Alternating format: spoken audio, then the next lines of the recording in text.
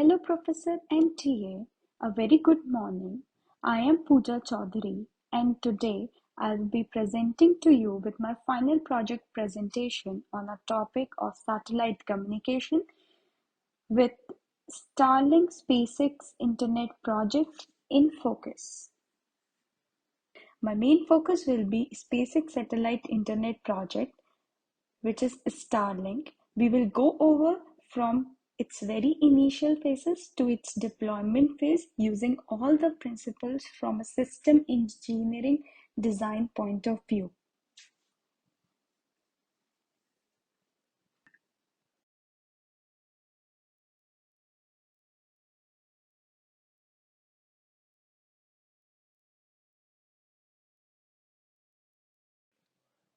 Let's go over table of content. During the course of the presentation, we will go to Introduction to system engineering phases, what is satellite communication, what is a Starlink, concept development phase, engineering development phase, post-development phase, challenges faced during the development of the entire system, the summary and lesson learned, and the references which has been used to develop the final project.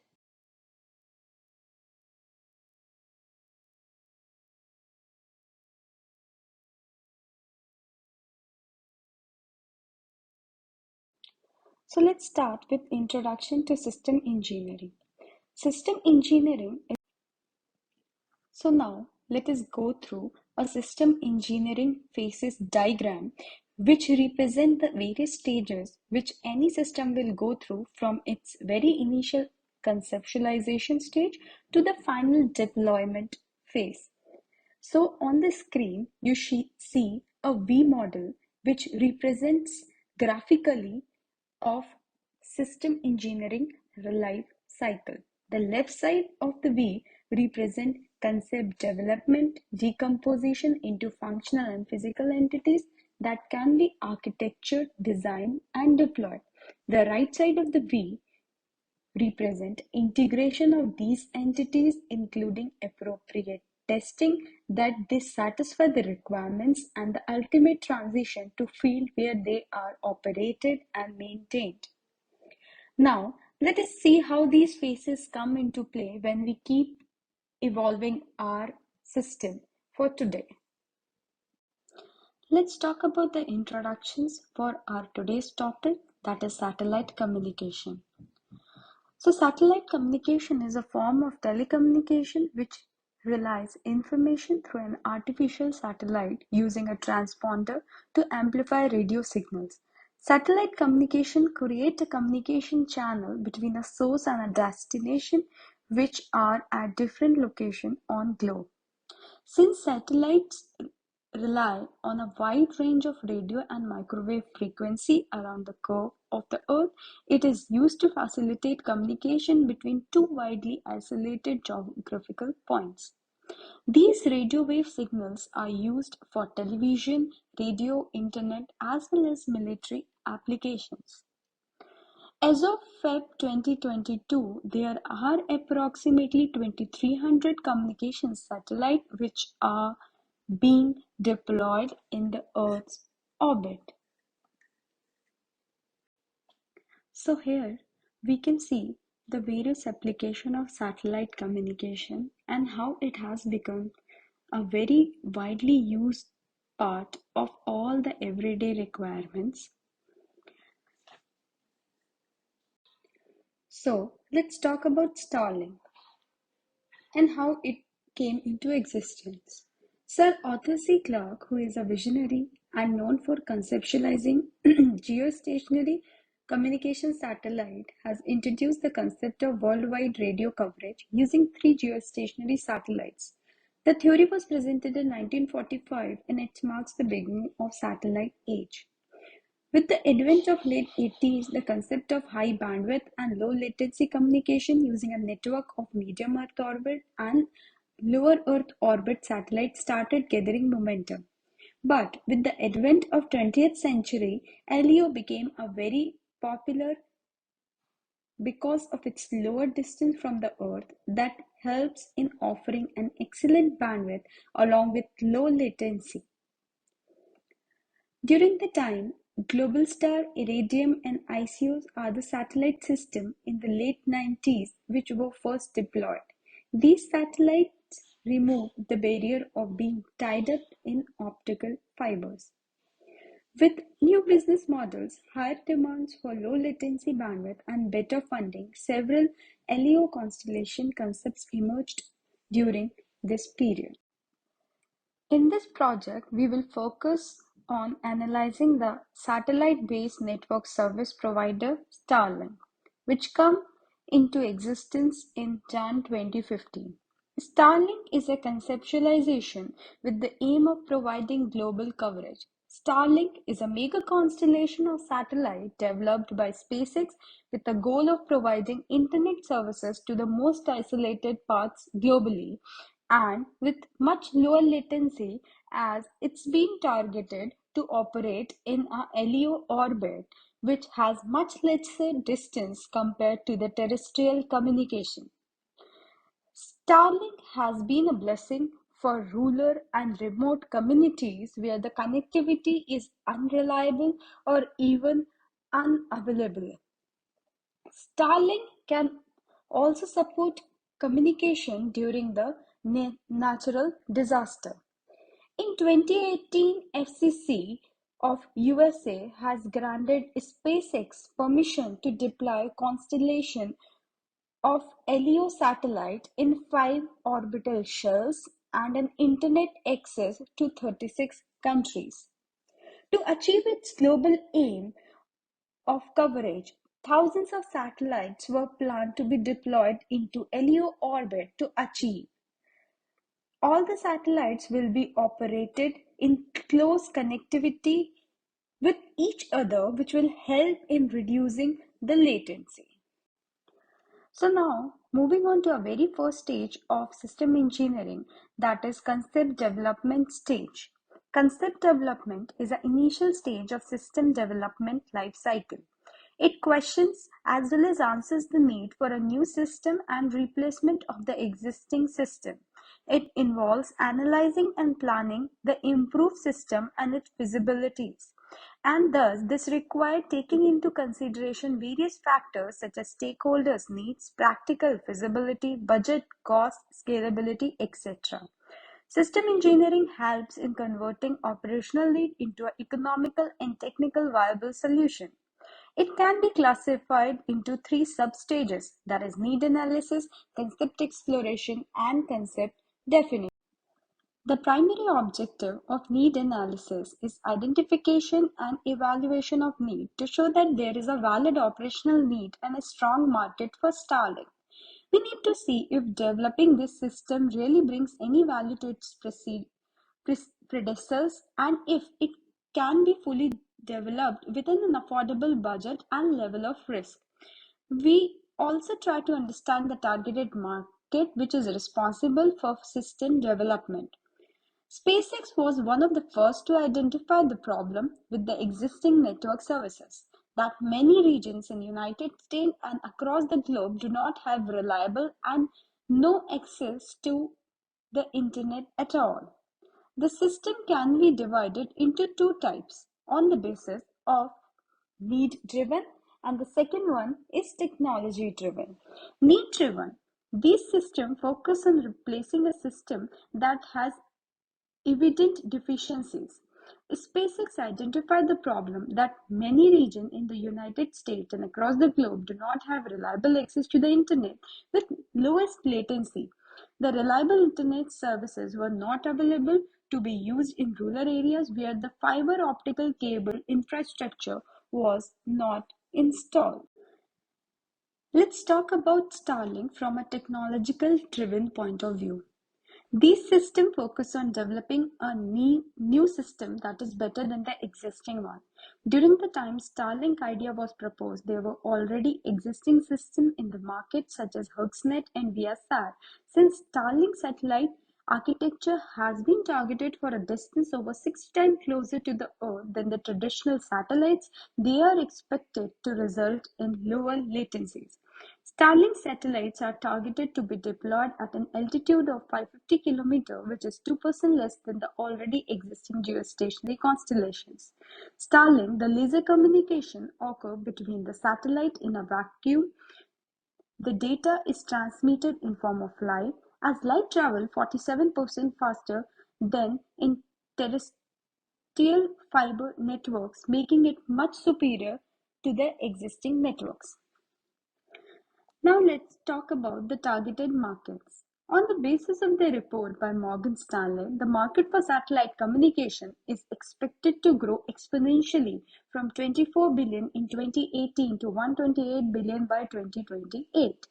The reference graph can be seen on the right side. Mobile devices has grown almost 50%, which will result in increase in the data traffic. Broadband customer demands is also expected to grow, with approximately 3 billion people that do not have internet access or are undeserved in US. 40 million lakh LTE broadband accesses. Over 24 million are not having access to broadband. Only 2 million people globally are being served by satellite internet, as per the 2017 Satellite State of Industry report. So using the output from the need analysis surface, we build on top of it to start with a concept exploration phase. Concept exploration help in converting the operational viewpoint of a system to the engineering viewpoint required in all system engineering phases. This activity access the best system alternative to implement on the basis of cost and benefit. This means to provide measurable basis for selecting a particular system so it can be developed into a physical achievable model of targeted systems and which is financially viable. Concept exploration can be further subdivided into below 4 points, and we will now try to analyze the Starlink system based on below parameter.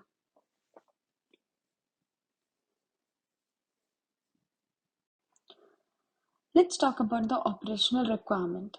Under this, we will try to explore the operational requirement based on the main objective of the system. For Starlink to provide low latency, the satellite need to be placed in LEO orbit. To carry large amount of data, all the satellites need to be connected to one another. The required number of satellites which is needed to place in orbit is huge, as the Starlink target to give a global coverage. For Starlink to become a profitable business, it has set an initial goal of getting 40 million subscribers by 2025, assuming an average monthly rate of $40 a month. Starlink could bring in 24 billion profit a year.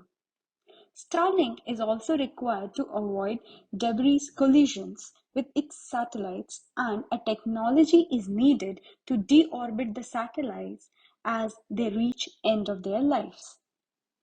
Now let's talk about the performance requirements. In this stage, we try to come up with the list of systems and subsystems that will be needed by SpaceX to achieve its operational goal of. The most important component include SpaceX engineers, the National Aeronautical and Space Administration (NASA), the Federal Communication Commission (FCC), SpaceX CEO Elon Musk, the Sun, the satellite themselves, and the rockets required to launch the satellite and the user terminal to pass their services to its customer with the requirement of easy installation across the globe. Let's talk about the responsibilities of each of the above subsystems. SpaceX engineer will be responsible for design and manufacturing a constellation of satellites that would be able to deliver the best internet capabilities to area with no access. The FCC and the NASA approval is needed for the designs and the permission for launches to occur for the satellite to enter their LEO orbit distributed around the world. CEO Elon Musk has a responsibility to promote and publicize the launches and success of the constellation in order to attract customers for the service. The satellite must operate connecting to each other using a laser for transmitting data in form of light and back to ground stations on Earth. These are powered by sun. The user terminal should be portable, easy to be installed by the user, cost effective, and most importantly, should be able to track the satellites. The rockets required for the launches must have capabilities to carry multiple satellites and place them safely launch on the targeted coordinate. So, implementation of concept and performance requirements validation. In this stage, we explore a range of feasible implementation of technologies and architecture, also define a set of performance requirements and validate them. In 2019, SpaceX has got approval from FCC on deploying 30,000 additional satellites in order to get global coverage. This was in addition to 12,000 Starlink satellites which are already approved by the FCC. SpaceX has tried several different kinds of satellites to meet the requirement of better connected satellites. SpaceX came up with a satellite pre-installed with 5 laser systems, each to communicate faster with the satellites in consecutive orbits. SpaceX is launching using its own impressive Falcon 9 rockets, which have capabilities to carry multiple satellites. In May 2019, the first batch of satellites is launched with the purpose of testing the Earth communication system and a system to automatically avoid debris and deorbit the spacecraft if it reaches the end of its life cycle. Let's talk about the final sub-stage of concept development stage. In this stage, we will try to analyze the program and start of effort for achieving physical and functional requirement. This phase marks the start of the final functional and physical characteristics of a new system. Case studies will be performed to make a final selection for the following criteria: operational performance and compatibility, program cost, program schedule, risk achieving the above goals. Let's talk about the project schedule. SpaceX Starlink is a decade-long project which was first publicly announced on Jan 2015. It is estimated to become profitable by 2025 with an estimated revenue of 30 billion. Let's talk about project cost. Access to own launch pads and building its own satellites are advantages that goes a long way in favor of SpaceX. The cost of establishing the complete Starlink project is estimated to be around 10 billion with an individual satellite costing around $300,000, which is very less as compared to other mega constellation projects. Risk assessment. For Starlink to become profitable, it required a whopping 40 billion customers by 2025. In Starlink constellation, there were at least 5% of unresponsive units which SpaceX thought would deorbit naturally after the very first launch. So, until these satellites come down, they still possess a threat to the other satellites and space installations. Though SpaceX has an automatic collision avoidance system incorporated in all the Starlink satellites, it cannot be 100% foolproof or error-free. There still lies threat to mid-space collision and endangering space station crews as well as. Now, let's talk about engineering development phase. Engineering development phase is a second phase which comes after concept development phase. The main goal of this stage is to achieve final definition on requirement analysis of different components along with come up with initial prototype which will be tested rigorously until it is ready for production. Engineering development phase has 3 sub-phases: advanced development stage, engineering design, and integration and evaluation. Let's talk about the first sub-stage of engineering development phase, that is advanced development stage. In this stage, the objective is to resolve majority of risk in design through analysis and development and to validate the system design approach. We can analyze the system based on requirement and the functional analysis. Performance requirement. The global coverage of the internet can be achieved with deployment of large number of satellites in LEO orbit, along with the implementation of small sat class of satellite ranging from 100 kg to 500 kg. The other requirement is the fast-speed internet system. To provide the fastest service, it required to enable transmission of data in form of light. It is planned to achieve using large focus laser enablement, which are very precise and have capabilities to be connected all the time within the satellites. The other requirement is with respect to the user terminal. Here, the handset linked to the flat user terminal, which is a size of a pizza box, which will have phase array antenna to track the satellites. Now let's talk about the ground station and the space vehicle. Ground stations also need to be developed to provide teleport for direct satellite connectivity for large data processing and other telecommunication services. To carry all the Starlink satellites to space, the plan is to use SpaceX in-house Falcon 9 space rocket, which has a capability to carry large number of satellites, and they are being thoroughly verified. Now, let's talk about the different prototype development with respect to the various components of Starlink constellation. Satellite hardware. SpaceX made first Microsat 1A and Microsat 1B for ground testing. It was based on SpaceX Dragon technology. Then, in 2018, SpaceX has developed two satellites, Tintin-A and Tintin-B, launched in an orbital span of 514 kilometers at 97.44 degree inclination. The size of spacecraft will be designed of size 1.1 m, 0.7 m, and 0.7 m. The prime bus is mounted on the payload thrust system of the spacecraft, will carry communication panel, inter-satellite optical link, transmitters and receivers, star trackers, and a telemetry antenna. The star tracker system was developed to navigate system that allows SpaceX to point the satellite with precision. The user terminal. The first prototype of user terminal is planned to consist of an antenna or a small dish antenna of size 58.9 centimeter with auto rating of 1p4 and with a weight of 16 lb.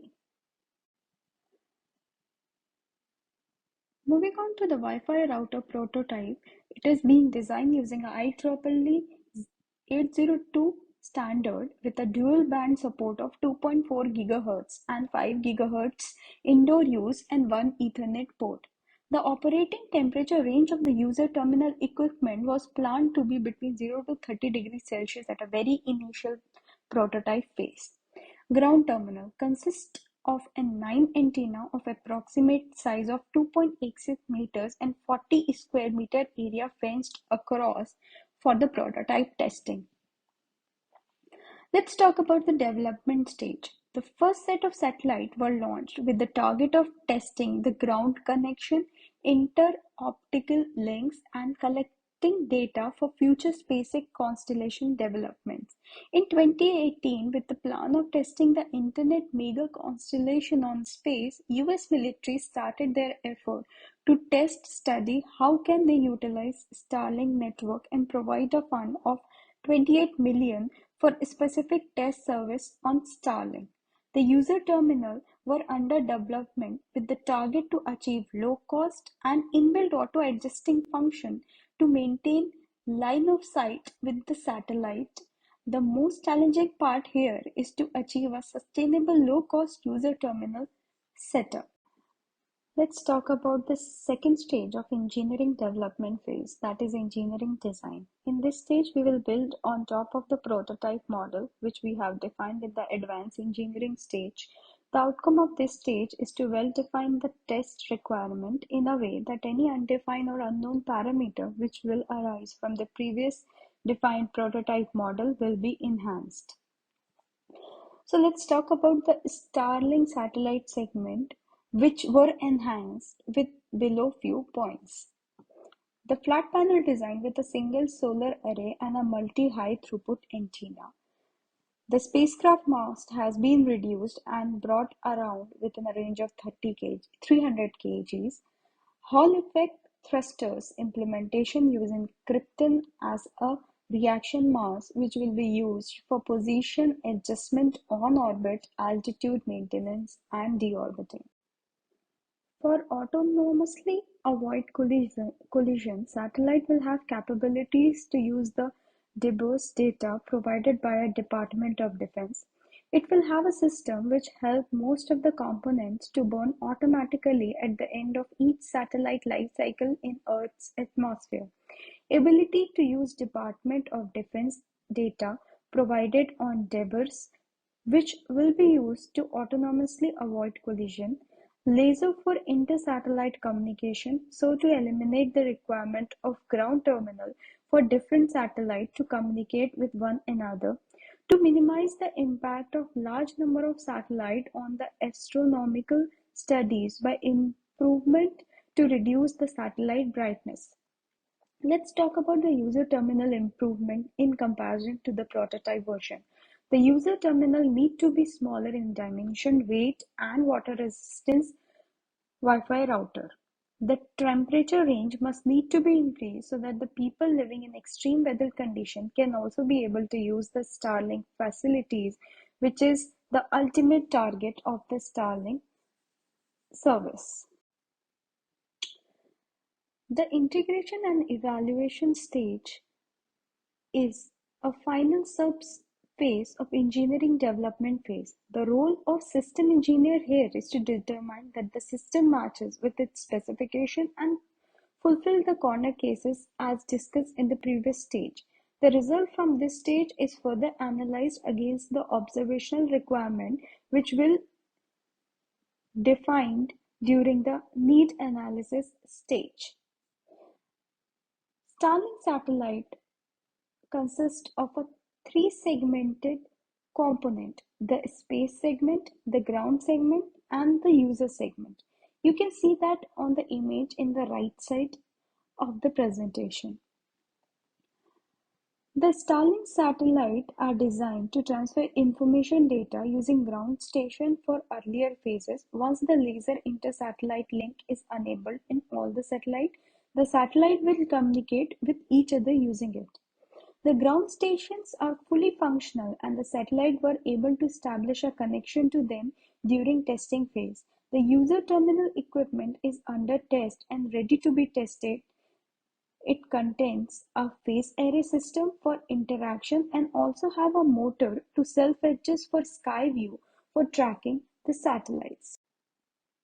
Post-development stage. Post-development is a final phase in system engineering lifecycle process. This stage comes into play post this stage, which targets concept exploration, engineering development, and validation of new system. The task of this stage is to manage the upgrade, changes, or maintenance after the development of the system. The stage is further subdivided into two stages, that is the production and the operational support. Let's talk about the production, that is the first subphase of post-development stage. The work of system engineering in this phase is to make sure that the engineered product will smoothly transit from development to production phase along with meeting the requirement for reliability, safety, and affordability. The objective of this stage for Starlink satellite system is to calibrate the losing of the previous stages while going for the final production and launch of 60 satellites into the LEO orbit. The operational capabilities of the satellite and system is analyzed using initial Tintin A and Tintin B satellite launches, and the responses were recorded and the enhancements were introduced in this production phase. Space vehicle support for SpaceX. The plan is to use a SpaceX in-house Falcon 9 vehicle for carrying all the 60 satellites to the LEO orbit. FCC approval. There is a requirement to get the approval from FCC to launch the coming set of satellites into the lower orbit as per the plan. Satellite hardware development. The first batch of 60 prototype satellites is being produced and launched in May 2019 with all the above characteristics as mentioned in the engineering design phase except for the inter-satellite link. User terminals. Second generation user terminals were developed during the production using IEEE 882 standard, reduction in weight of 9.2 lbs, and increase in temperature range from -30 degrees Celsius to 50 degrees Celsius.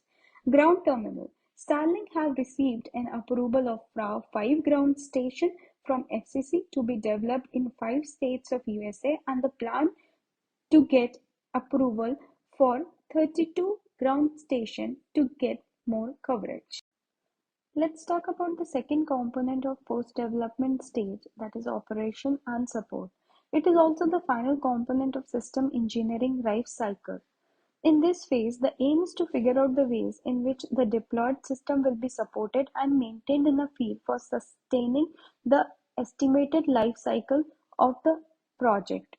To achieve this, the expectation is to come up with a well-organized plan for maintain, repair, and upgradation of system as it wear off over time during its operation. The Starlink development started in early 2015 as proposed by the SpaceX CEO Elon Musk. They built over the idea using already existing infrastructure support from SpaceX. The first set of operational satellites were launched in November 2019 with added Ka-band operation along with the system, so each satellite burns completely at the end of their life, and also enable a lower reflection of light from the satellite surface to support less interference from astronomical observation. All these modifications are carried out stage by stage, prototype by prototype, by various engineers at the base stations on Earth. Also, a paid beta version of user terminal was released by SpaceX, charging $499 with a speed of 50 Mbps to 150 Mbps over US, and with an extended services plan for UK around Jan 2021.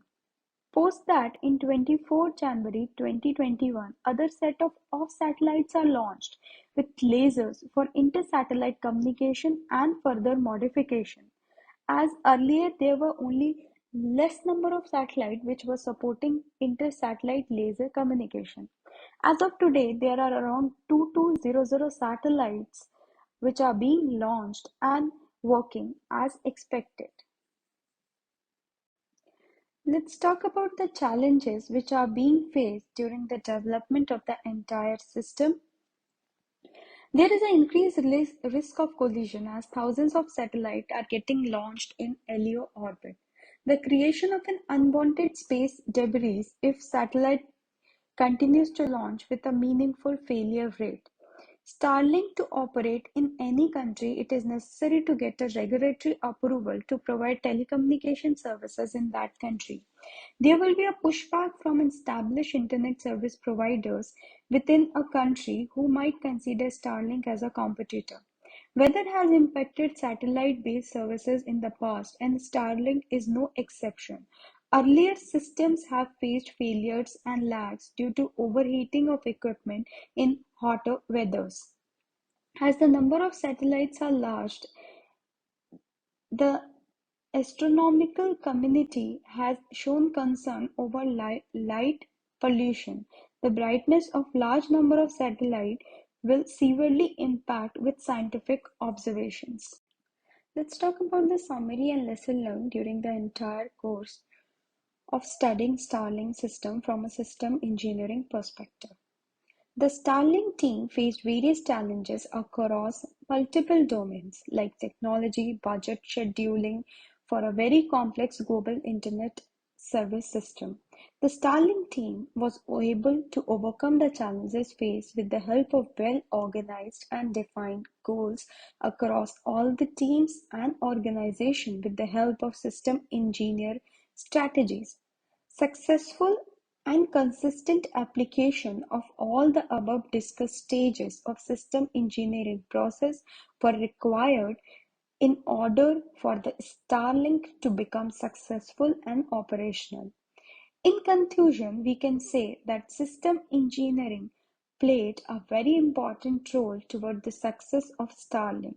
System engineering has provided a holistic approach to integrate the working of various levels and departments together as a whole. The continuous assessment based improvement of new requirements help the program to be completely protected from any major risk due to early testing of design without having any active user base. These are all the references which I have used to create this presentation. So this brings us to the end of presentation. I would like to thank Professor and TA for helping in providing the feedback which has really helped me to improve on my final report. I would also like to thank everyone who has stayed till the end. If any one of you has any query, you can feel free to write me on my above email ID. Thank you so much. Have a good day.